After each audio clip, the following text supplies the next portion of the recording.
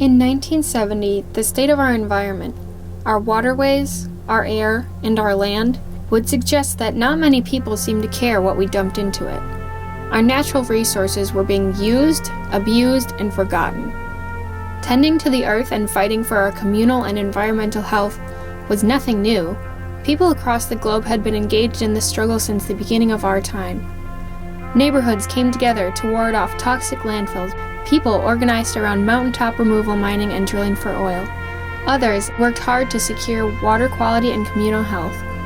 This sense of love and responsibility, however, was often missing in mainstream American culture, and this loss was keenly felt in the ways that our country treated the land and water. But things were shifting.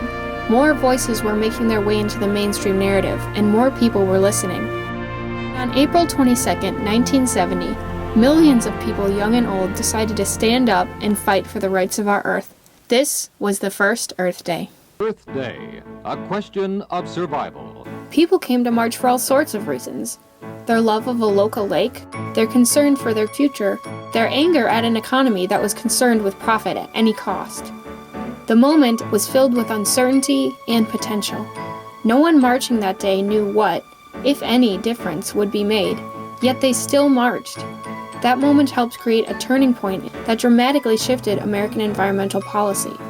The EPA was created, the Clean Air Act, the Clean Water Act, the Endangered Species Act, and more were passed.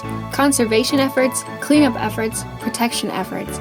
Earth Day helped generate the dialogue we needed to make sweeping cultural and political changes. We were fighting, and we were winning. So much has happened in the 50 years since April 22, 1970. But we have never stopped fighting, because attacks on the Earth and our environment have never stopped either. The battles we face today are bigger than most of us could have imagined back then. They're existential. So what are we doing to combat these threats to our world and our own livelihood? Individuals, groups, and organizations around the globe are louder and more organized than ever before. We gather by the millions. We scream ourselves hoarse, and we stand in solidarity to combat that which threatens us. Here in Wisconsin, 350 Madison raises our voices in tandem with others in the Midwest, our nation, and our world. We tap into that same passion that brought people out into the streets for the first Earth Day.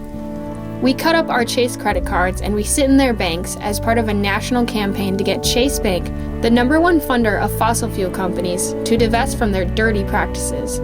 We have partnered with landowners, community groups, and environmental organizations to take Enbridge to court over their shady business practices concerning Line 61, one of several pipelines threatening our Wisconsin lakes and rivers. We celebrate the places where we live and the places we have strong ties to. We weave in our friends and our families so our movement grows and our power swells. And when we urge policymakers like Tony Evers and the DNR to advocate for clean water, they pause and listen, just like the policymakers did in the 70s. With threats coming at us from every side, often it all seems bigger than we could ever conquer. But we took a giant step forward in 1970. We took a step towards the politicians, the banks, the companies, and the apathetic, and we said, it's time to make a change for what is right. Every battle we've won, we took another step forward. And now we are face to face, and we are ready to win again.